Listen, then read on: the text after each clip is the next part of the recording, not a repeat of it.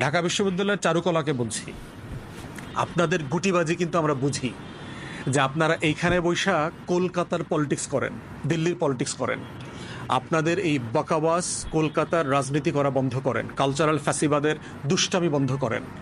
আমরা হাসিনার রাজনৈতিক চরিত্র যেহেতু বুঝে ফেলছি, ঢাকা বিশ্ববিদ্যালয়ের চারুকলার বাটপাড়িও আমরা বুঝতেছি।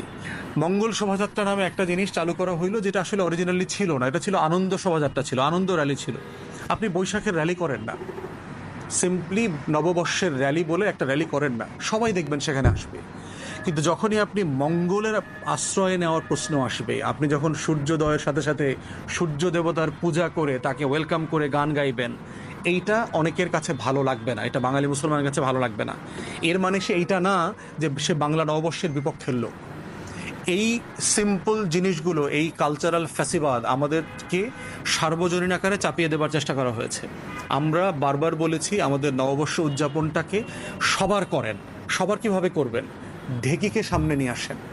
ঢেকিতে পার পেরে, আমরা ছোটোবেলায় পার পেরেছি না? ওটা ঢেকি মুসলমানের বাড়িতেও ছিল, হিন্দুর বাড়িতেও ছিল।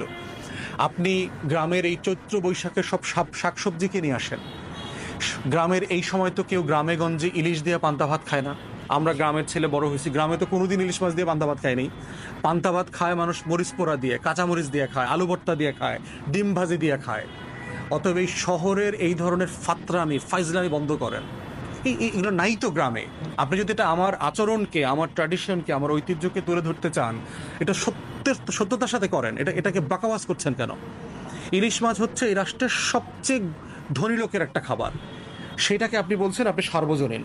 তাহলে ওই দিক থেকে আপনি একটা অন্য ধর্মের পূজনীয় জিনিস চাপিয়ে দিচ্ছেন। ইলিশ মাছ খাওয়ানোর না আপনি একটা বুর্জুয়া ধনী লোকের প্র্যাকটিসকে গরিব মধ্যবিত্তের উপর চাপিয়ে দিচ্ছেন।